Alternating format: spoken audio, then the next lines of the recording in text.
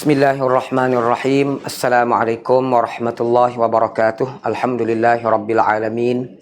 Wassalatu wassalamu ala ashrafil anbiya wal mursalin wa ala alihi wa sahbihi ajma'in. Amma ba'd. Senang pendengar yang dihormati lagi dikasihi sekalian, alhamdulillah, bersyukur kehadrat Allah Subhanahu wa taala sekali lagi. Pada petang yang berbahagia ini kita bersiaran secara langsung dalam program Bicara Mufti Fiqh Ibadah Korban siri yang ketiga. Untuk makluman sidang pendengar yang dihormati lagi dikasihi sekalian, sebelum daripada ini kita telah mengadakan sebanyak 2 siri program Bicara Mufti Fiqh Ibadah Korban siri yang pertama, siri yang kedua. Jadi petang ini kita akan meneruskan lagi program kita Fiqh Ibadah Korban siri yang ketiga, anjuran Jabatan Mufti Negeri Kelantan Darul Naim. InsyaAllah akan bersama-sama dengan kita pada petang yang berbahagia ini. Tetamu yang tidak asing lagi kepada kita, Ibu Hormat Sahibus Samahah Datuk Haji Muhammad Syukri bin Muhammad Mufti Negeri Kelantan Darul Naim.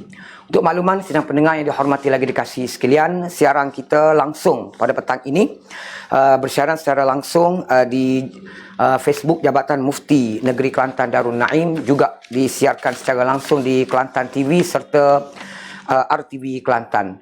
Untuk makluman sidang pendengar yang dihormati lagi dikasihi sekalian, format program kita pada petang ini sebagaimana biasa, pembentangan oleh Yang Berhormat Datuk. Kemudian sidang pendengar yang dihormati lagi dikasihi sekalian boleh bertanyakan ataupun mengajukan persoalan kepada Yang Berhormat Datuk dalam ruangan komen, iaitu komen di jabatan, di wall Jabatan Mufti Negeri Kelantan, ataupun boleh WhatsApp kepada nombor yang tertera dalam di Facebook yang kita paparkan itu 0199446060, iaitu Al-Fadhil Ustaz Naim. Persoalan-persoalan yang bakal diajukan oleh sidang pendengar yang dihormati lagi dikasihi sekalian. Alhamdulillah. Sidang pendengar yang dihormati lagi dikasihi sekalian, khabar atau khabar, sedar atau sedar kita hari ini sudah berada pada penghujung bulan Zulkaidah, iaitu 28 hari bulan Zulkaidah 1441 Hijrah. Bererti dalam esok lusa kita semua akan menyambut bulan Zulhijjah, iaitu bulan yang kita semua akan menyambut bulan hari raya Aidil Adha, yang akhirnya dalam tu ada upacara ataupun ibadah korban. Jadi untuk itu sidang pendengar yang dihormati lagi dikasihi sekalian, disebut dalam Al-Quranul Karim surah Al-Fajr, Bismillahirrahmanirrahim, wal fajr walayalin ashr. Allah Ta'ala bersumpah demi waktu fajar, waktu subuh, dan hari-hari yang 10. Mengikut majoriti ulama, hari-hari yang 10 ini adalah merujuk kepada 10 hari pertama ataupun 10 hari terawal bulan Zulhijjah, bukannya 10 hari terakhir bulan Ramadan, 10 akhir Ramadan, bukan. Jadi merujuk pada firman Allah Subhanahu wa taala ini, Allah Ta'ala bersumpah dengan 10 hari awal bulan Zulhijjah, menunjukkan kepada kita bahawa di sana kemungkinan besar ada kelebihan-kelebihan yang Allah Subhanahu wa taala nak nyatakan dalam 10 hari terawal bulan Zulhijjah ini. Oleh kerana kita sekarang ni berada dalam tempoh masa yang kita panggil yang selayaknya untuk kita bercakap, kita berkata-kata berhubung dengan perkara ini, adalah sebaiknya pada petang ini kita sama-sama akan mengikuti perbincangan pembentangan oleh Yang Berhormat Sahibus Samahah Datuk Mufti Negeri Kelantan Darul Naim berhubung dengan fadilah awal bulan Zulhijjah serta kaitannya dengan Aidil Adha ataupun ibadat korban ini sendiri. Jadi saya Surat Umi Mak Yusof, moderator anda pada petang ini, tidak ingin memanjangkan kalam dan ingin menyerahkan majlis ini, program ini kepada Yang Berhormat Sahibus Samahah Datuk Haji Muhammad Syukri bin Muhammad Mufti Negeri Kelantan Darul Naim untuk pembentangan seterusnya. Persilakan. Siru ala barakatillah.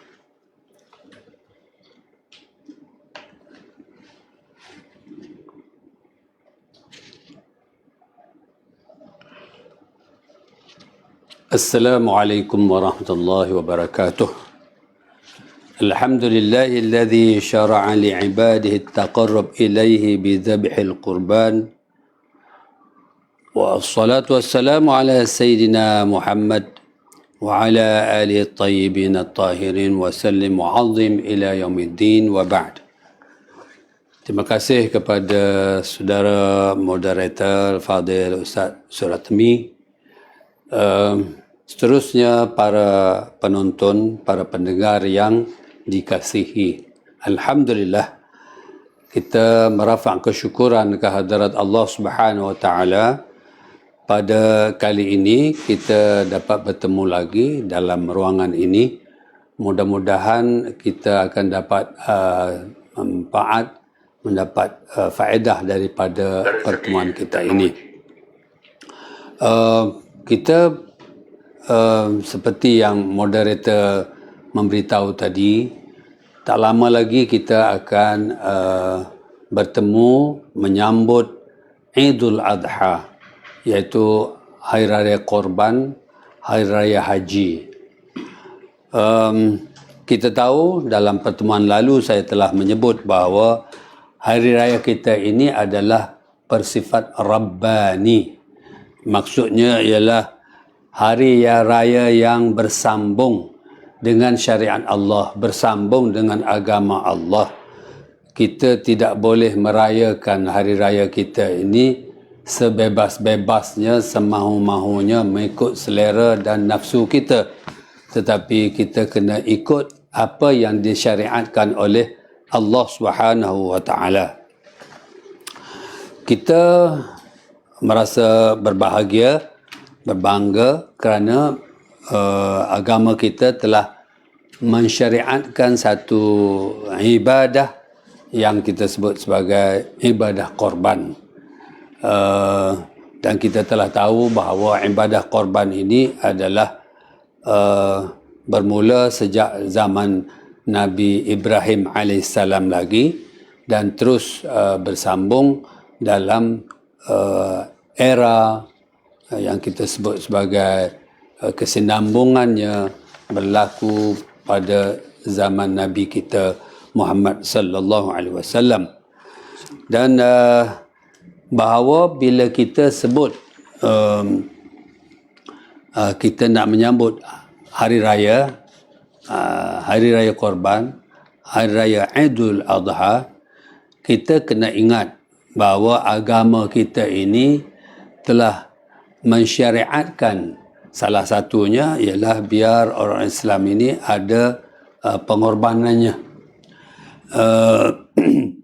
Kita perlu pengorbanan, kita perlu memberi korban, kita perlu memberi sumbangan kepada keluarga kita, kita perlu beri sumbangan kepada kaum kerabat kita, kita perlu beri sumbangan kepada jiran tetangga kita, kita perlu beri sumbangan terutamanya kepada golongan fakir dan miskin. Ingatlah bahawa bukan ajaran Islam jika kita hanya makan, minum, berseronok secara sendiri-sendiri. Ya, bukan ajaran Islam kita hanya mengumpul harta untuk kekayaan sendiri. Bukan ajaran Islam kalau kita hanya mementingkan diri kita sendiri dan memakai pakaian yang cantik-cantik, yang comel-comel, yang lawa-lawa, tetapi kita lupa kepada orang lain. Jadi semangat ataupun mentaliti perjuangan perlu kita pertingkatkan. Semangat berkorban perlu kita tinggikan, iaitu berkorban apa saja bentuknya, berkorban harta, berkorban jiwa, berkorban tenaga, berkorban pemikiran. Tetapi semua itu perlu kita berkorban kerana mencari keredaan Allah Subhanahu wa taala. Dan kita pada hari raya ini kita perlu jadikan Nabi Ibrahim AS dan juga putranya Ismail AS menjadi model ataupun menjadi cermin contoh yang terbaik untuk kita. Dan kita bersyukurlah kehadirat Allah Subhanahu wa taala atas segala anugerah yang Allah kurniakan kepada kita. Jadi bagi mereka yang memiliki harta kekayaan, ingatlah bahawa kekayaan itu dikurniakan oleh Allah Subhanahu Wa Taala. Siapa yang diberi pangkat kedudukan, bersyukurlah, pujilah Allah Subhanahu Wa Taala. Walillahil hamd. Segala pujian itu hanya tertumpu, terhak kepada Allah Subhanahu Wa Taala. Kita perlu ingat bahawa kita sebagai makhluk ini, kita sebagai manusia ini sentiasa perlu berbuat baik, sentiasa melakukan kebaikan kepada diri kita sendiri, kebaikan sesama kita, sesama Islam, kebaikan sesama manusia, kebaikan dalam bentuk lingkungan, ataupun kita kata bermasyarakat. Kita perlu buat kebaikan terhadap siapa saja berdasarkan ataupun semangat yang kita lancarkan itu, kebaikan itu berdasarkan kepada keimanan kita kepada Allah Subhanahu Wa Taala. Kita perlu ingat bahawa hakikat kita manusia ini terletak kepada kesedaran kemanusiaan kita. Jadi berkorban ini sebenarnya adalah satu kesedaran kemanusiaan. Itulah hari raya kita ini. Hari raya Idul Fitri, kesedaran kemanusiaan. Hari raya Idul Adha adalah kesedaran kemanusiaan. Dan lebih daripada itu ialah kita bila hidup sehari-hari ini perlu selalu membaca, dalam bahasa Arab sebut qira'atuz zuruf. Perlu membaca lingkungan itu. Kita perlu membaca suasana. Jangan duduk dengan tidak tahu apa yang berlaku, seperti orang tua-tua dulu kata macam katak bawah tempurung. Jangan begitu. Dalam kita menyambut Idul Adha, kita perlu melihat lingkungan. Dan biar kehidupan kita ini, sama ada kita berkorban, sama ada kita berhari raya, motivasinya adalah iman kita. Sebab itu kita dituntut supaya mempendengarkan, melaungkan gema takbir. Semuanya ini motivasi keimanan. Selain daripada itu, yang terpenting adalah kemampuan kita untuk patuh, sebagaimana Nabi Ibrahim diperintahkan menyembelih anak. Ini adalah kepatuhan. Sebagaimana Nabi Ismail juga dengan secara redha sanggup menyerahkan diri untuk disembelih. Ini pun kita panggil kepatuhan kepada perintah-perintah Allah, ketundukan secara total, secara tidak perlu tawar-menawar. Bila kita kata secara total, itu maknanya jangan ada tawar-menawar. Kalau nak sembahyang, Zuhur boleh ke 3 rakaat? Kita tak perlu tawar-menawar. Jadi dalam kepatuhan kita kepada Allah Subhanahu Wa Taala, sami'na wa ata'na. Kami dengar dan kami patuh. Tidak ada bahas, tidak ada bangkangan. Jadi kita dapat belajar daripada apa yang berlaku, peristiwa yang berlaku antara Nabi Ibrahim AS dan juga ananda puteranya Ismail AS. Kita juga dapat merasakan bagaimana kenapa Allah mewahyukan dalam bentuk mimpi kepada Nabi Ibrahim, padahalnya boleh saja secara sedar. Dan kita sedar pula dari segi akidahnya bahawa mimpi para Nabi ini adalah wahyu. Tapi jangan pula di kalangan kita bila bermimpi menganggap itu wahyu.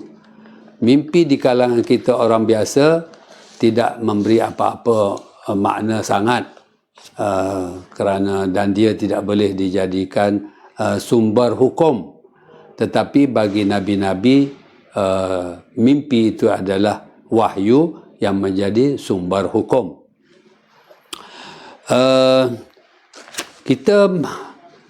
Bila kita hidupkan budaya korban, bila kita menyambut Idul Adha ini, sebenarnya kita ingat balik ayat yang diturunkan kepada Rasulullah di hari Arafah, Al-yawma akmaltu lakum dinakum wa atmamtu alaikum ni'mati wa raditu lakumul Islam madina, iaitu gambaran tentang kesempurnaan Islam. Allah meredai agama Islam sebagai agama yang diiktiraf di sisi Allah Subhanahu wa taala. Maka kerana itu kita umat Islam mampu, ini saya nak tekankan, kita umat Islam mampu menentukan kemajuan umat dan mampu menangani soal-soal kemanusiaan, menyongsong masa depan kita, sekaligus kita perlu membangun kesedaran dalam diri kita, dalam kalangan keluarga kita dan rakan-rakan kita, bahawa kita hanya boleh maju, kita boleh mara ke depan hanya dengan Islam yang sempurna ini. Jadi itu ruang lingkup semasa kita nak merayakan Idul Adha ini. Semoga kita dapat menjalani ibadat-ibadat yang berkaitan dengan hari raya dan juga yang ada kaitan dengan pengorbanan, inti daripada pengorbanan. Kerana bila digantikan Nabi Ismail tu dengan kibas, ini nak menunjukkan bahawa kita perlu mematikan sifat-sifat kebinatangan, sifat-sifat kehayawanan dalam diri kita. Jadi jangan bunuh manusia, tetapi bunuhlah sifat-sifat kebinatangan yang ada dalam diri kita. Salah satu sifat kebinatangan yang ada dalam diri kita apabila kita mengorbankan lembu, iaitu lembu ke haiwan semuanya ada sifat iaitu ego, keakuan, iaitu mementingkan diri sendiri. Ya, singa, harimau, gajah, hatta katak, dia hanya tahu memangsakan musuh dia. Katak makan katu, ular makan katak. Ya, jadi ini adalah sifat-sifat yang mesti kita hentikan, kita kena nyahkan daripada diri kita. Itu semangat daripada kenapa diganti daripada sembelihan terhadap manusia kepada haiwan, iaitu kita perlu membunuh, menyembelih sifat-sifat kehaiwanan dalam diri kita. Jadi tidak ada makna kalau kita sembelih haiwan seperti lembu, kambing, tetapi kita masih bersifat kehayawanan. Kita masih bersifat seperti kambing. Kita masih bersifat seperti lembu. Dan maknanya lembu tidak ada peraturan, kambing tidak ada peraturan. Tapi kita adalah manusia berperaturan. Rasanya itulah yang dapat sebagai pendahuluan dalam perbicaraan kita kali ini, dan saya serah kembali kepada moderator kita.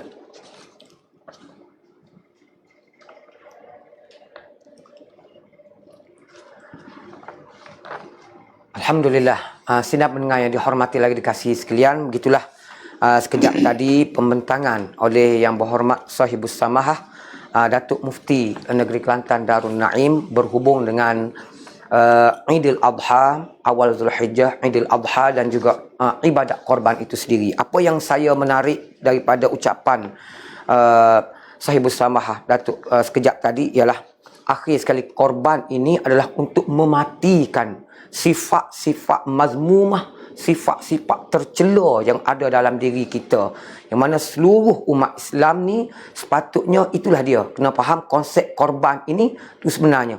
Bukan kata hari raya korban tu duduk wawa duduk sopoh orang seranah orang tu, itu adalah sebenarnya tidak betul sebenarnya. Jadi sidang pendengar yang dihormati lagi dikasihi sekalian, untuk makluman sidang pendengar sekalian, sekali lagi saya selaku moderator hari ini menyatakan bahawa sekiranya tuan-tuan sidang pendengar sekalian ingin mengajukan persoalan-persoalan berhubung dengan ibadat korban sesuai dengan program kita selama 3 siri dah, iaitu fik ibadat korban, bicara mufti fik ibadat korban. Hari ini sudah masuk hari yang ketiga. Tuan-tuan boleh mengajukan persoalan di Facebook Jabatan Mufti Negeri Kelantan untuk memudahkan kita melihat soalan-soalan yang bakal dikemukakan.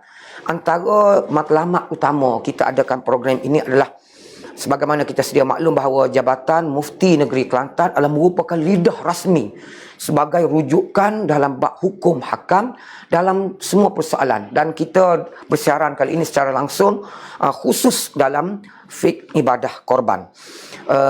Sidang pendengar sekalian, saya sekali lagi menyatakan di sini persoalan-persoalan, saya terima banyak persoalan-persoalan daripada sahabat-sahabat kita di luar sana yang bertanya.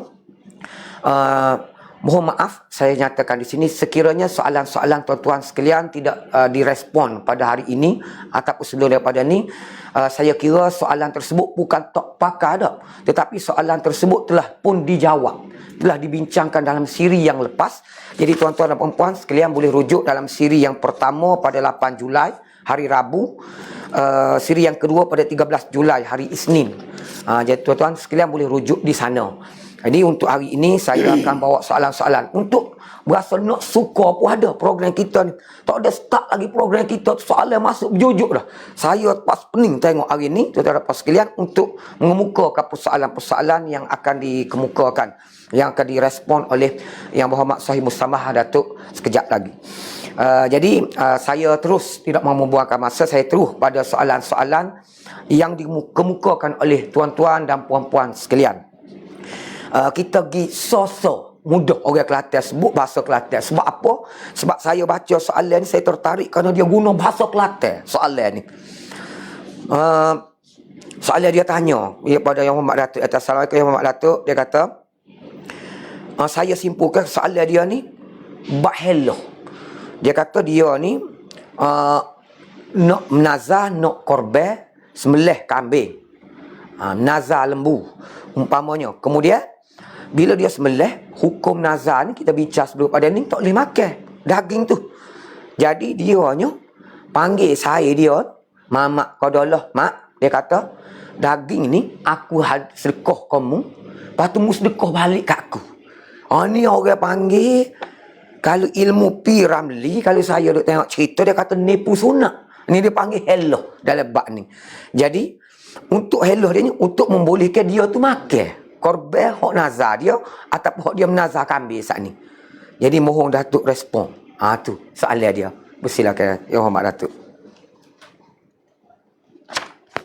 Ya, terima kasih kepada soalan yang dikemukakan itu. Pertama kita perlu jelas bahawa ada dua keadaan yang menentukan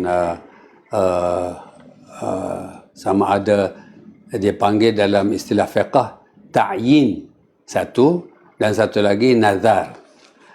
Jadi dua-dua ini adalah orang yang mentakyinkan korban dan juga orang yang bernazar korban adalah tidak boleh memakan daging korban itu. Tetapi kalau berlaku seperti yang moderator sebut tadi, helah. Helah ini adalah dalam fiqh ada jalan keluarnya. Helah ini. Maksudnya apabila orang yang bernazar itu telah mensedekahkan daging nazarnya itu, daging korban yang dinazarkan itu kepada pihak lain, dan pihak lain mengembalikan atau menghadiahkan semula pada yang bernazar, kalau tidak dengan bersyarat apa-apa, itu memang hukumnya adalah dibolehkan atau kita kata harus. Maknanya Abdullah dia bernazar, kemudian dia sedekahkan daging nazar dia tu kepada Ahmad. Kemudian Ahmad, daging itu sudah jadi milik Ahmad. Apabila sudah jadi milik Ahmad, terserah pada Ahmad lah nak beri kepada sesiapa. Ya. Jadi boleh dia beri kepada orang yang bernazar itu. Maka daging itu sudah tidak nama daging nazar, kerana sudah jatuh ke tangan orang lain dah. Jadi daging itu adalah harus, dan yang memberi daging itu pun dah boleh makan. Kerana dia makan sekarang ini bukan lagi daging nazar dia itu, tapi dia makan daging yang diberi oleh kawan dia ini. Itu sudah berlaku proses peralihan kuasa, iaitu pemilikannya sudah tidak milik orang yang bernazar, tapi sudah milik orang yang menerima daging nazar itu. Jadi hukumnya harus. Tetapi tadi ada kait sikit. Dia syarat, dia kata aku boleh beri kamu, tapi mu kena beri balik ke aku. Ini tak berapa comel situ. Ini ada sedikit masalah lah. Dia kalau bersyarat-syarat ni, dia akan menjejaskan kedudukan nazar dia tu. Jadi nazar-nazar ni kerana Allah Subhanahu Wa Taala. Wajib atas aku begini kerana Allah Taala. Jadi sekarang sudah nampak macam ada lari sikit. Kita kata lari stesen sikit. Jadi kerana itu kalau helah tadi, helah dalam ulasan saya yang pertama tadi, hukumnya adalah harus. Ya.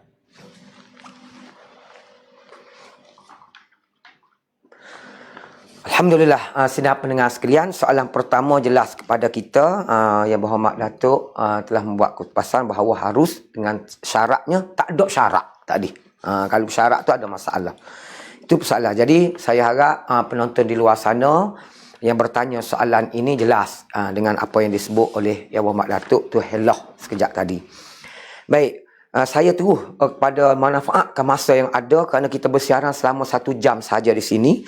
Saya bimbang takut tak sempat nak tanya sebanyak mungkin soalan-soalan ni.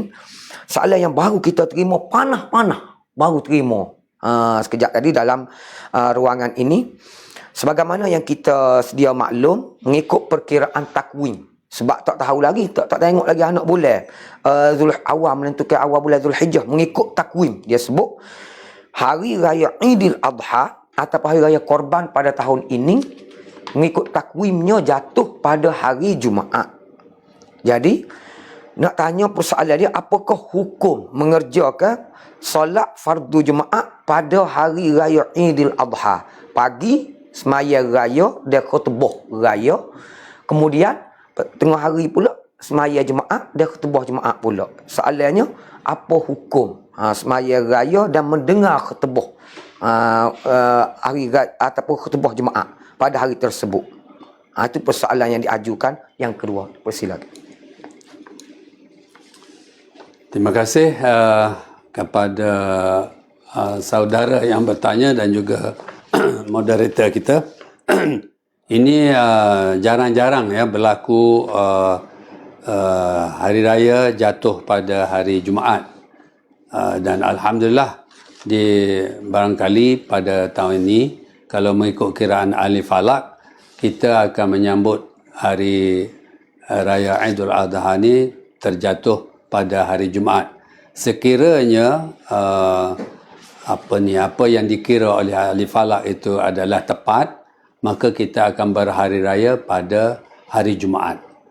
Isu yang berbangkitnya ialah di sebelah pagi kita telah melaksanakan sembahyang Idul Adha. Kita ada khutbah Idul Adha. Kemudian di tengah harinya kita diwajibkan sembahyang Jumaat. Pagi itu sembahyang Idul Adha hukumnya sunat. Yang fardunya ialah sembahyang Jumaat.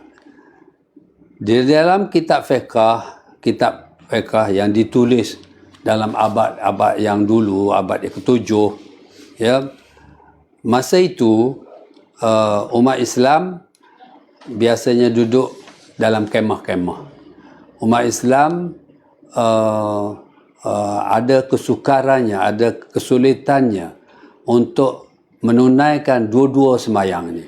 Kalau sudah pergi di sebelah pagi untuk menunaikan sunat hari raya Idul Adha, maka kadang kita kata boleh diuzurkan, orang ini tak payah lagi pergi sembahyang Jumaat.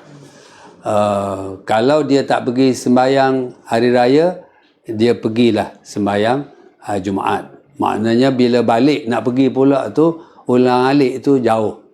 Berbeza di zaman kita ini, maknanya merata-rata masjid ada, kemudahan-kemudahan ada, tidak ada kesulitan, tidak ada masyaqqah. Ya. Jadi kerana itu kita dapati bahawa pagi kita sembahyang sunat Idul Adha, mendengar khutbah Idul Adha, dan tengah harinya tidak ada apa-apa halangan untuk kita menunaikan pula fardu Jumaat dan dengar khutbah Jumaat. Jadi dua khutbah yang kita dapat dengar, yang tadinya sunat, yang sebelah pagi, dan tengah harinya adalah yang wajib, iaitu sembahyang Jumaat.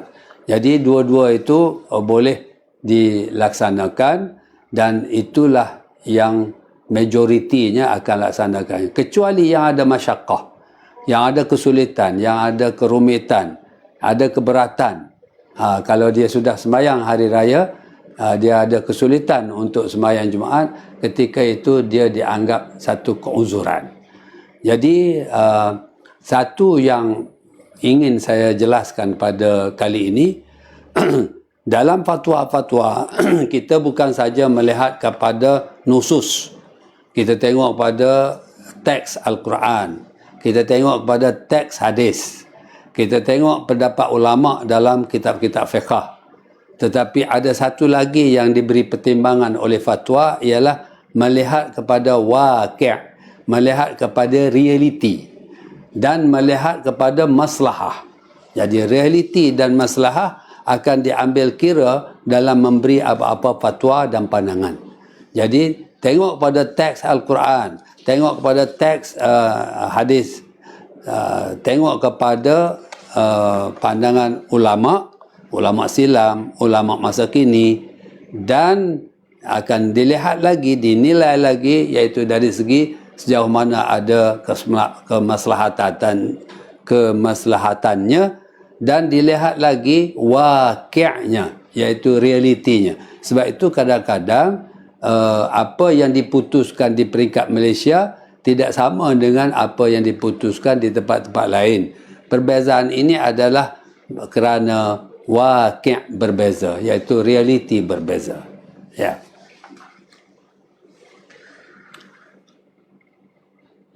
Alhamdulillah, sidang pendengar yang dihormati lagi dikasihi sekalian, jelas, terang lagi bersuluh. Sebab tu saya sebut sekejap tadi, awal-awal tadi saya sebut bahawa rancangan ataupun program yang kita buat pada sudah 3 siri, program bicara Mufti Fiqh Ibadah Korban ini, yang bersama Yang Berhormat Sahibul Samahah Datuk Mufti Negeri Kelantan sendiri, kerana ini merupakan lidah rasmi. Apa yang disebut, yang dinyatakan sekejap tadi adalah jelas kepada kita bahawa bukan berterabur, bukan cahewan, duduk kobai orang kapur kita, bukan. Kita dengar daripada sumber-sumber yang jelas, yang sahih, sebagaimana yang disebut oleh Yang Berhormat Datuk sekejap tadi.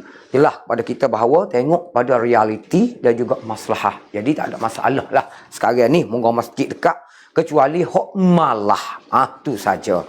Jadi sedang pendengar yang dihormati lagi dikasihi sekalian, mungkin boleh jadi respon daripada persoalan hari Jumaat sekejap tadi, jatuh hari Idul Adha dengan hari Jumaat, ada pula persoalan tanya pula, berhubung ni masalah ni, lagu mana? Sedap soalan dia ni, bahasa kapur. Lagu mana hukum pula raya Idul Adha di Malaysia tak serupa dengan raya di Mekah? Makna hari wukuf hak sunat puasa 9 Zulhijjah juga berbeza lah dengan di Mekah. Jadi soalan dia ni, hak mana nak pakai? Yang mana satu perlu kita terima pakai kerana perbezaan antara sambutan Hari Raya Aidil Adha di Malaysia dengan di Mekah. Silakan Ya Muhammad Datuk untuk membuat kupasan. Baik, terima kasih. Ini satu persoalan yang cukup hebat untuk kita perjelaskan, untuk pencerahan ya.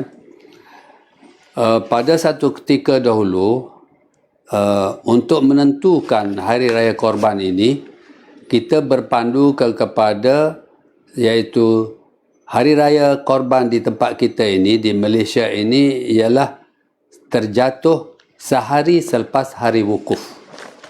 Maknanya bila hari wukuf di Saudi, negara Saudi, sehari selepas itulah kita akan sambut Idul Adha. Itu fatwa pada satu ketika dahulu. Hari ini hari Arafah, maka besok adalah Idul Adha. Tetapi setelah berjalan sekian lama fatwa itu, maka ada perubahan dilakukan oleh Jawatankuasa Fatwa Kebangsaan. Iaitu kita akan berhari raya Idul Adha berdasarkan kiraan falak di tempat kita sendiri. Tidak lagi bergantung kepada kiraan di Arab Saudi. Di Arab Saudi, kalau Saudi kata hari-hari Arafah, hari Arafah terjatuh pada sekian hari bulan, maka besoknya kita berhari raya. Tetapi keputusan fatwa yang berikutnya ialah kita perlu melihat hilal kita sendiri. Kita perlu melihat anak bulan kita sendiri. Dan pada tahun ini kita akan pergi melihat hilal adalah pada 20 hari Selasa ini, pada 21 ya. Hari Selasa ya.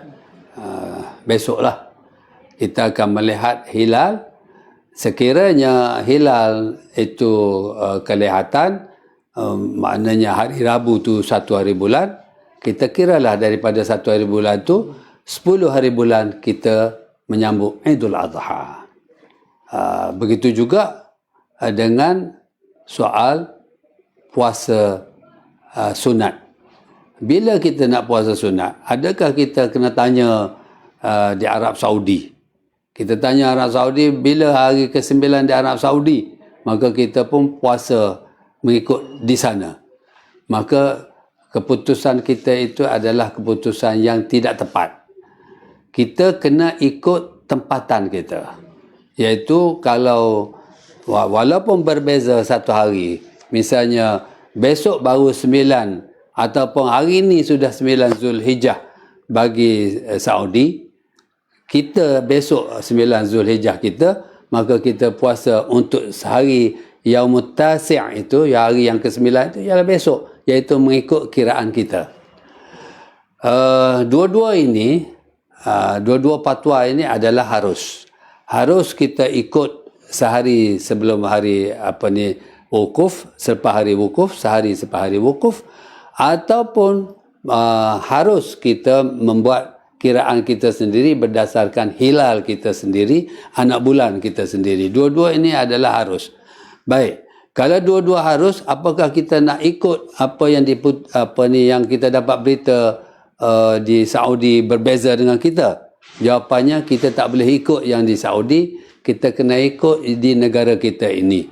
Kerana apa yang diputuskan oleh waliul amri, iaitu pemerintah kita, raja-raja kita yang mengisytiharkan bahawa hari raya Idul Adha terjatuh pada hari Jumaat misalnya.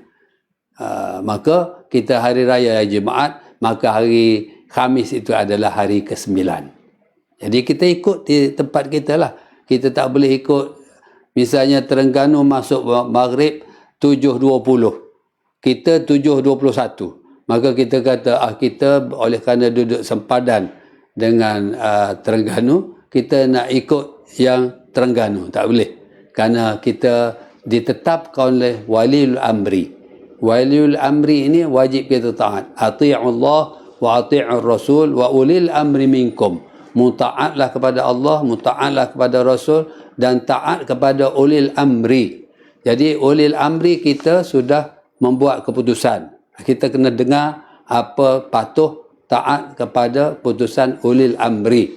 Itu adalah apabila hadis Nabi menyebut iza ikhtalaftum fa'alaikum bis-sawadil a'zam. Sekiranya kamu berbeza pendapat, mu kena peganglah yang majoriti. Jadi itu pun menjadi pegangan kita juga. Majoriti, untuk menentukan majoriti ini, majoriti akan patuh kepada ulil amri. Ya. Alhamdulillah. Sidang pendengar sekalian, jelas terang lagi bersuluh 3 soalan yang telah diajukan setakat ini oleh saudara-saudara sidang pendengar kita sekalian. 3 soalan sebagaimana yang disebut oleh Yang Berhormat Datuk sekejap tadi, semua soalannya adalah hardcore semua. Soalan berat-berat yang berkaitan dengan ini. Saya dapat simpulkan di sini bahawa pakar ataupun ikut yang diputuskan oleh tempatan kita. Hukmul hakimi yarfa'ul khilaf. Bila keputusan dibuat oleh pemerintah waliul amri sebagaimana Datuk sebut sekejap tadi, baik, akan mengangkat khilaf. Tak ada khilaf lagi, kita terima pakai yang kita. Jadi saya kira persoalan jawapan yang Berhormat Datuk kemukakan sekejap tadi boleh menyelesaikan banyak masalah dalam menentukan awal Ramadan, dalam menentukan Hari Raya Aidil Adha, penentuan waktu solat. Semua sekali itu merangkumi semua. Dia panggil jawami'ul kalim. Jawapan secara umum boleh pakai semua. Satu je soalan ditanya boleh pakai semua. Tu saya tengok apa yang dijelaskan oleh Datuk. Alhamdulillah. Juga kita semua syukur kehadrat Allah Subhanahu Wa Taala atas nikmat Allah Taala bagi kurniakan kepada kita program ini. Bicara mufti ini dapat menyelesaikan banyak masalah. Sedap dengar sekalian, soalan banyak lagi di tangan saya ni, baru terima panah-panah. Mungkin kita ni dekat dah boleh jadi dengan nak raya Aidil Adha ataupun melakukan ibadat korban. Soalan-soalan yang ditanya ni pula berhubung dengan nak korban dah. Nak korban dah.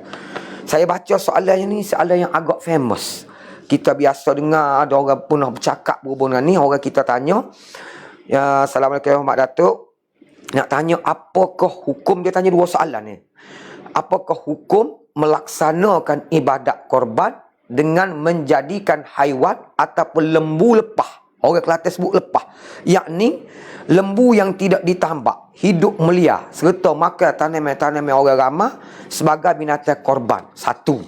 Soalan yang keduanya dia tanya ialah mohon pencerahan Ibu Berhormat Datuk berkaitan dengan tukar jemelih. Satu soalan dia tanya berhubungan sembelih lembu lepah. Yang kedua tukar sembelih. Saya tengok disebut ni tukang sembelih tidak solat, sengaja meninggalkan ibadat solat. Saya fahamnya dia sebut ialah satu, tukar sembelih ni tak semayang baik. Bila boleh juga saya rasanya sini hak tak pergi semayang raya. Orang duk ittaqullah baca ketubah, dia duk sembelih lembu dah di sini. Saya nampak soalan dia begitu. Jadi 2 soalan. Satu berhubung dengan bab sembelih binatang lepas makan tanaman orang. Yang kedua ialah tukang sembelih yang tidak solat ataupun tak pergi semayang raya Aidil Adha. Mohon penjelasan daripada Ibu Berhormat Datuk. Terima kasih kepada soalan yang dikemukakan itu. Yang pertamanya ialah menjadikan haiwan korban itu adalah haiwan yang tidak ditambat ataupun yang dilepas bebas. Tetapi kita perlu ingat bahawa haiwan korban ini kita kena cari yang terbaik, yang terpilih. Sebab itu kita lihat sejarah anak Nabi Adam AS bila melaksanakan korban, satu diterima dan satu ditolak. Ini tidak lain tidak bukan ialah kerana haiwan-haiwan yang dipilih itu adalah berbeza antara yang gemuk dengan yang kurus. Jadi kalau kita bincang pasal fiqh, dari segi hukum fiqh tidak ada apa masalah apabila lembu itu dah cukup syarat-syarat untuk disembelih. dah sampai umur, tak ada cacat cela. Itu dari segi hukum fiqh. Tetapi kita juga lihat dari segi akhlaknya, iaitu kita perlu memilih lembu-lembu yang terbaik. Jadi kalau lembu-lembu lembu ini tidak ada taklif, tak ada perintah larang suruh. Ya, kalau dia pergi makan tanaman orang pun dia tidak menanggung dosa. Tetapi yang menanggung dosanya ialah penternak itu. Jadi dari segi lembu itu tidak ada apa-apa masalah. Dia makan harta orang ni, milik orang ni. Tetapi dari segi akhlaknya, iaitu tuan punya lembu itu adalah cacat dari segi akhlaknya. Kerana memelihara lembu tapi membiarkan makan tanaman-tanaman orang. Jadi apakah sah lembu itu? Jawapannya sah. Tetapi dari segi akhlaknya ada kecacatan. Kerana ialah menyakiti hati tuan punya tanaman, ya, dan sepatutnya dia bagi ganti rugi. Dan kalau kita lihat sejarah Imam Syafi'i sendiri, Imam Syafi'i ini adalah masa kanak-kanak lagi sudah menghafaz Al-Quran. Dan pada suatu hari Imam Syafi'i semasa mengulang kaji hafalannya, dia banyak tersangkut-sangkut, banyak terlupa. Maka dia pun mengadu hal lah kepada gurunya yang bernama Waqi'. Syakautu ila Waqi' bisu'i hifzi. Aku mengadu hal kepada Waqi', iaitu gurunya, tentang hafalannya agak tersekat-sekat. Lalu gurunya kata, ilmu itu adalah nur, ilmu itu adalah cahaya. Oleh kerana itu engkau kena tinggalkan maksiat. Kata guru Imam Syafi'i, kamu kena tinggalkan maksiat. Jadi Imam Syafi'i terfikir, apa yang maksiat yang aku telah lakukan? Lalu balik bertanya kepada ibunya. Ibunya kata, tak apalah, nanti mak akan cari apa sebabnya yang gurumu kata supaya tarkil ma'asi, tinggalkan maksiat. Bila kata buat siasatan, tanya, rupanya kambing yang mak Imam Syafi'i perah susu beri minum pada Imam Syafi'i itu, kambing itu satu hari terlepas dan makan tanaman orang. Maka kerana itulah orang tuan punya tanaman tu terasa hati. Maka kerana itulah Imam Syafi'i yang hafal Al-Quran itu tersekat-sekat. Artinya dari segi balik semula kepada korban tadi, lembu ataupun haiwan itu tidak ada apa-apa masalah. Tetapi yang jadi masalahnya ialah tuan punya haiwan itu yang membiarkan. Jadi ada dua versi di situ, ada dua masalah di situ, dua isu di situ. Isu sah atau tidak sah korban, yang satu lagi isu akhlak, iaitu lembu yang terbiar, yang menyakiti hati tuan punya tanaman. Satu. Kemudian soalan yang berikutnya ialah apa dia tadi? Tukar sembelih tak semaya. Satu lagi ialah, ini pun ada dua isu. Kalau tukang sembelih itu menyembelih memenuhi syarat-syarat sembelihan, maka lembu itu adalah sah. Tetapi yang menjadi masalahnya maksiat yang dilakukan oleh tukang jembelih itu yang tak semayang. Kalau tak semayang fardu, kalau tak semayang hari raya itu tidak ada masalah, sebab semayang hari raya itu hukumnya sunat muakkad. Tetapi kalau semayang fardu, maknanya dia adalah seorang asi, orang yang melakukan maksiat. Jadi oleh kerana itu sembelihannya kalau dah mengikut syarat masyrut korban, cukup semua adalah sah. Tetapi samalah, iaitu dari segi akhlak, orang ini adalah orang yang cacat akhlaknya, kerana dia adalah seorang yang asi, iaitu melakukan maksiat terhadap Allah kerana tak semayang. Tapi kalau tak semayang hari raya itu boleh dimaafkan. Mungkin dia semayang seorang diri, kita kena sangka baiklah. Dia terus saja masuk waktu korban, dia pun korban, tak pergi semayang sunat hari raya. Mungkin dia semayang seorang diri dan waktu semayang sunat hari raya ni panjang, boleh semayang. Oleh kerana itu, kalau kita tahu dia tak pergi semayang sunat hari raya, kita kena sangka baik bahawa lepas ini dia akan semayang sunat hari raya. Alhamdulillah, sedap pendengar sekalian, jelas daripada dua persoalan dikemukakan sekejap tadi, iaitu berhubung dengan menjadikan lembu korban dengan lembu yang tidak ditambak memakan makanan orang lain. Jadi Datuk menjelaskan kepada kita dua versi. Satu, sah, cuma di segi kesempurnaan ataupun dia panggil terbaik di segi akhlak. Baik, yang soalan yang kedua ditanyakan sekejap tadi, hukum tukang sembelih yang tidak solat ataupun tak pergi sembahyang raya. Jadi jelas kepada kita. Baik, sedap pendengar yang dihormati lagi dikasihi sekalian, kita masih mempunyai masa dalam beberapa minit lagi, kita manfaatkan lagi masa kita yang ada ini dengan soalan-soalan yang dikemukakan. Soalan ni juga berhubung dengan bab ibadat korban.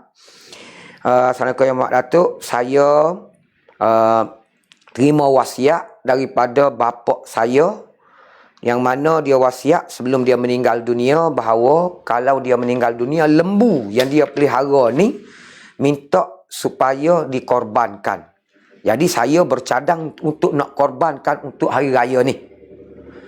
Cuma persoalan saya ialah, apakah hukum mengambil ataupun makan daripada bahagian korban bapa yang berwasiat itu, bapa saya yang berwasiat tu? Boleh tak saya makan, ataupun boleh kita kena sedekah? Itu maksud dia, begitulah soalan dia ni. Ataupun boleh buat kenduri ke, macam mana? Itu persoalan dia. Wasiat yang diwasiatkan oleh bapaknya. Terima kasih. Saya dapat faham soalan itu bahawa ayahnya ini, bapaknya sudah meninggal dunia, ataupun masih hidup. Kalau dia sudah meninggal dunia dan dia berwasiat supaya melaksanakan korban untuknya, maka memang anak itu wajib melaksanakan wasiat itu. Tetapi perlu diingat bahawa wasiat ini tidak sama dengan nazar. Ya. Jadi wasiat itu bolehlah anaknya melaksanakan wasiat ayahandanya itu. Tetapi daging-daging itu hukumnya adalah seperti biasalah. Apabila sudah disembelih, bolehlah diagihkan, bolehlah diberi, wajib diberi kepada fakir miskin walaupun sedikit, dan boleh dimakan, boleh dimasak untuk hak bahagian orang yang mewakili sembelih ayahnya itu. Boleh, tak ada masalah. Yang menjadi masalahnya kalau nazar. Tapi ini bukan nazar, ini adalah wasiat. Ya. Jadi alhamdulillah, ya, sedap pendengar yang dihormati lagi kasih sekalian, persoalan wasiat tadi macam hukum biasa, kecuali dalam bab nazar Datuk sebut pada kita, Mak Datuk sebut pada kita sekejap tadi. Baik, banyak lagi soalan-soalan yang dikemukakan baru kita terima, dan soalan-soalan yang minggu lepas pun ada lagi yang tak respon.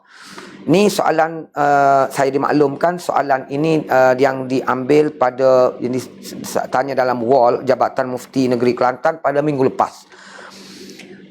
Soalan dia, ambo berasa senil sikit sehari dua, baru senil. Di mana sebelum pada ni dia susah.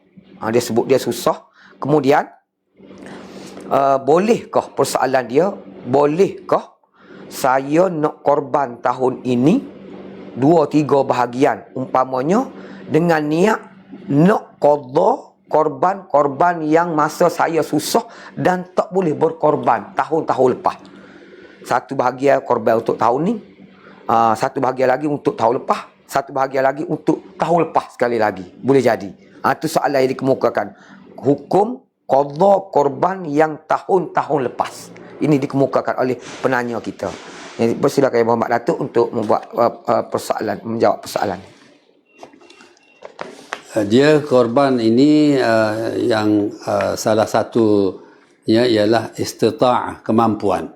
Jadi semasa beliau tidak mampu, tidak ada apa-apa tuntutan, dan kita tahu bahawa korban ini adalah sunat muakkad. Jadi kalau dia sekarang sudah istita'ah, dia sudah mampu, dia nak korban 7 bahagian pun tak ada apa halangan. Kalau dia nak niat qada pun boleh niat qada. Tak apa buat apa nak niat qada, pakai tunai sajalah. Dah apa ni, Tuhan dah beri rezeki, ambillah 7 bahagian seekor lembu korban, ya.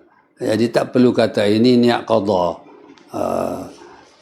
Ambil saja beberapa ekor lembu pun, 10 ekor lembu seorang, tak ada masalah, ya. Jadi apa nak kait dengan qada, tak perlu qada pun. Kalau nak qada, niat qada pun tak ada masalah pun.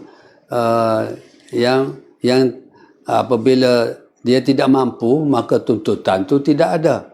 Sebab istita'ah itu disyaratkan kepada orang yang nak berkorban.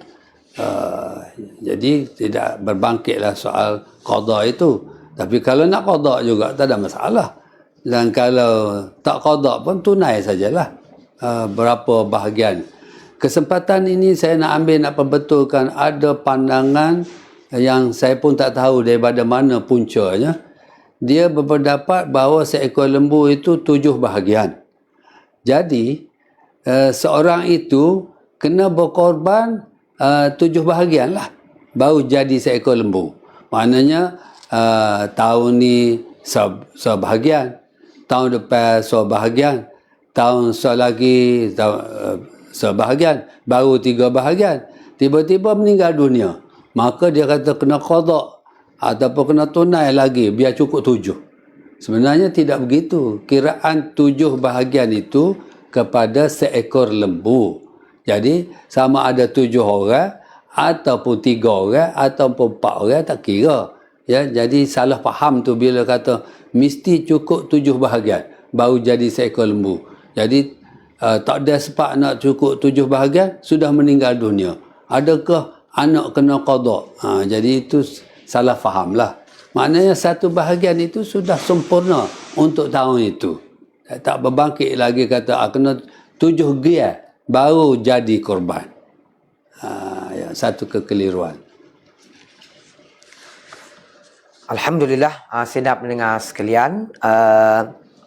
Berdasarkan penjelasan yang dibuat oleh Yang Berhormat Datuk sekejap tadi, jelas kepada kita bahawa korban ni afdalnya tunai je untuk tahun ni, Datuk sebut tadi. Tapi tak ada masalah kalau nak niat qada pun sekejap tadi. Baik, sedap mendengar yang dihormati lagi kasih sekalian, kita ada sikit lagi masa untuk sama-sama kita dalam bersiaran dalam program Bicara Mufti. Fik ibadat korban untuk siri yang ketiga ni, ini berkaitan juga dengan lembu. Ni mungkin respon saya rasa berkaitan ataupun sehubungan dengan peristiwa kes kecurian lembu melibatkan perempuan di Bacok baru-baru ni. Mungkin saya rasa ada persoalan orang yang bertanya. Dia kata zaman sekarang, boleh jadi orang luar, orang Kelantan, tapi soalan dia ni bunyi luar sikit soalan dia. Saya baca soalan dia ni. Zaman sekarang banyak berlaku peristiwa lembu hilang ataupun dicuri di saat hampirnya hari raya korban. Dia tak sebut mana-mana ni. Persoalannya, pihak manakah yang perlu menanggung kerugian? Terpaksa menanggung kerugian tersebut andai kata semua pihak telah bersetuju untuk menyertai ibadat korban tersebut. Macam biasa Pak kita ni cukup dah 7 orang untuk korban. Bahkan ada yang telah membayar untuk bahagian korban. Adakah empunya lembu atau semuanya sekali kena tanggung kerugian ini? Persoalan kes kecurian lembu. Bersilakan Yang Berhormat Datuk untuk membuat kupasan. Terima kasih. Ada beberapa isu di situ. Yang perlu kita lihat, apakah kecurian itu berlaku disebabkan kecuaian tuan punya lembu itu, cuai atau tidak. Jadi kalau berlaku kecuaian di pihak yang menjual lembu itu, maka yang bertanggungjawabnya empunya lembu itulah.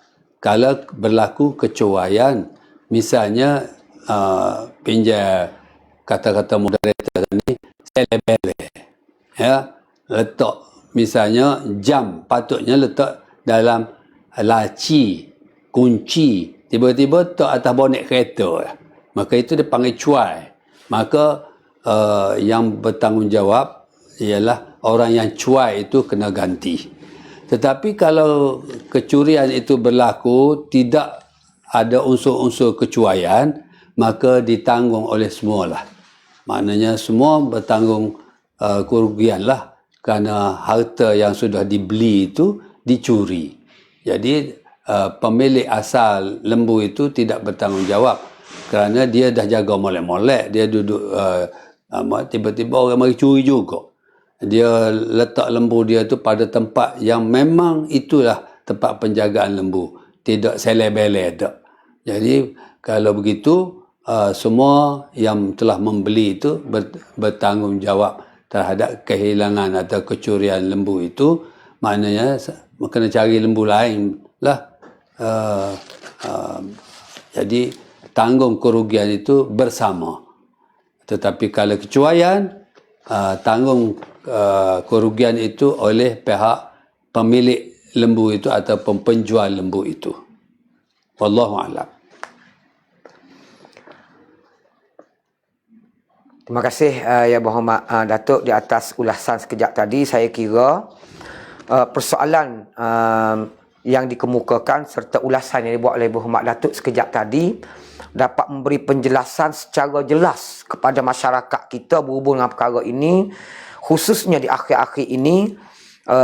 Sering berlaku, kita dengar dalam akhbar dan sebagainya, banyak berlaku kecurian ni. Saya harap persoalan jawapan ulasan daripada Muhammad Datuk sekejap tadi dapat menyelesaikan banyak masalah yang berlaku dalam masyarakat dalam kes ini, iaitu jika dengan kecuaian ditanggung oleh tuan lembu. Sekiranya tanpa kecuaian, penjagaan yang selayak baginya adalah ditanggung oleh semua. Nak beli lembu lain, nak korban, itu sebagainya. Jadi saya harap masyarakat kita di luar sana sila ambil perhatian berhubung dengan masalah ini. Terima kasih juga kepada sahabat kita, saudara pendengar kita yang bertanya, demi untuk orang lain boleh terima manfaat. Alhamdulillah. Sedang pendengar sekalian, saya mendapat isyarat daripada Yang Muhammad Datuk supaya meneruskan.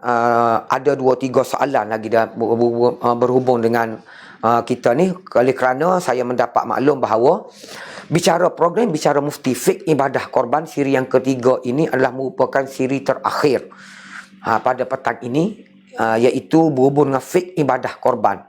Program bicara mufti ini mungkin akan diteruskan lagi, tapi mungkin dalam tajuk-tajuk atau perbincangan dalam bab lain. Jadi Datuk minta respons, minta supaya diteruskan dengan soalan-soalan daripada pendengar kita yang ada.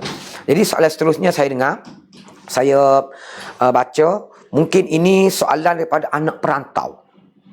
Berhubung dengan, mungkin dia ada kaitan sikit dengan hari raya, tapi saya tengok ni berhubung dengan bab aurat. Sebagaimana yang kita dapat lihat, apabila tibanya musim perayaan, baik hari raya Aidilfitri maupun hari raya Aidil Adha, anak-anak sanak saudara di perantauan akan pulang ke kampung untuk meraihkannya, balik raya. Mereka yang pulang akan berkumpul ataupun menginap di rumah ibu bapa, berbanding menyewa di hotel atau homestay. Sebab apa? Dia kata menyebabkan berlakunya percampuran antara ipaduai, sebab di rumah tu ramai.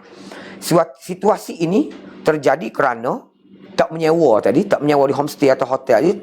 Dia kata terjadi kerana untuk menjaga hati ibu bapa, atau tidak mahu menyebabkan mereka, iaitu ibu bapa, terguris hati atau perasaan. Oleh yang demikian, pohon nasihat Ibu Muhammad Datuk mengenai penjagaan aurat antara mereka adik-beradik ipaduai tadi. Itu soalan dia.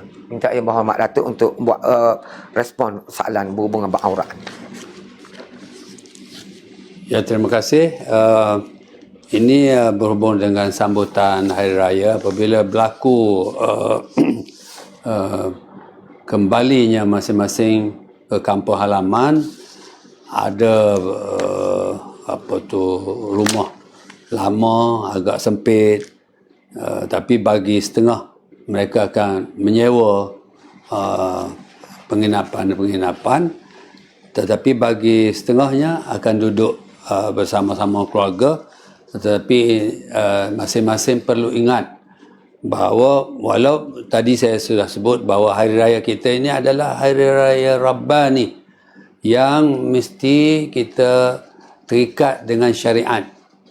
Kita tak boleh bebas mengikut kehendak kita. Syariat mengatur kehidupan kita berkeluarga, beripar duai. Jadi bagi yang bukan mahram itu, hukum seperti biasa, iaitu perlu menutup aurat.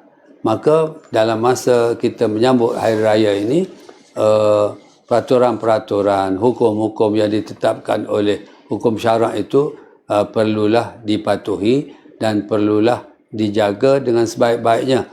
Kerana itulah baru kita kata kita berhari raya berdasarkan kepada syariat Allah Subhanahu Wa Taala. Barulah kita namakan hari raya kita ini hari Rabbani yang ada kaitannya dengan tauhid, dengan akidah, dengan syariat, dengan akhlak. Ya, agama kita ini bingkai dia ada 3 jalur. Satunya jalur akidah, satu lagi adalah jalur syariah, dan satu lagi jalur akhlak. 3-3 ini perlu dijaga dalam masa kita menyambut Idul Adha. Iaitu kita jaga akidah kita jagalah hukum hakam menurut syariat, dan kita jaga akhlak kita. Kerana itu baru kesempurnaan. Kalau tidak, kita mungkin berakidah tetapi kita duk langgar syariah, kita duk langgar akhlak, maka kita berlaku kecacatan di situ. Kalau lembu yang cacat tidak boleh dikorbankan, maka kalau kita yang nak berhari raya ni cacat pun, tentulah kita cacat ni kita tak berapa gembira ya. Kalau jari kita cacat sebatang jari, sepotong jari, kita akan sembunyikan. Jadi kerana itu kita jangan mencacatkan hari raya, mencacatkan diri kita dengan melanggar peraturan-peraturan, melanggar syariat dan melanggar akhlak.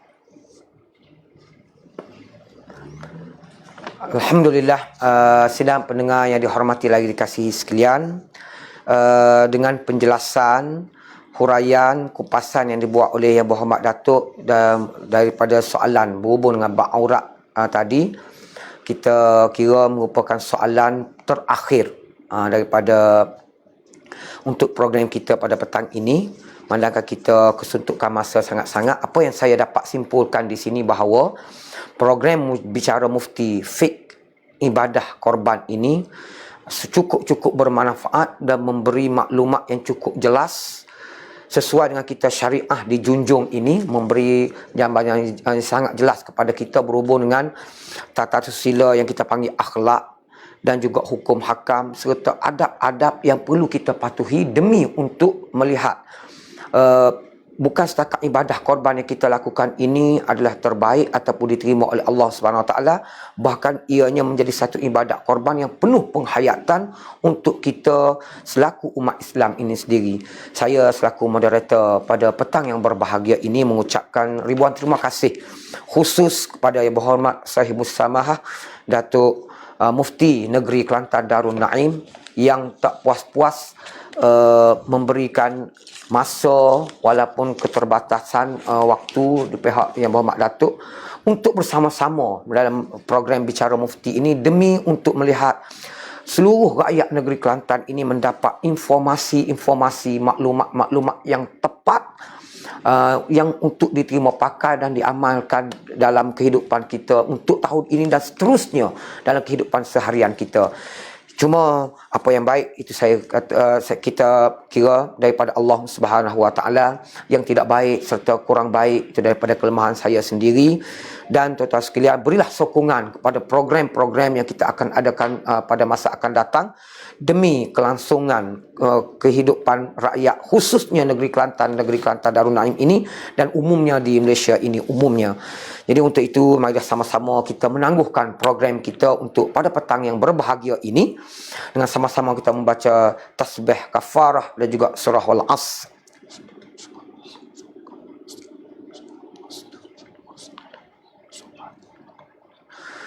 Assalamualaikum warahmatullahi wabarakatuh.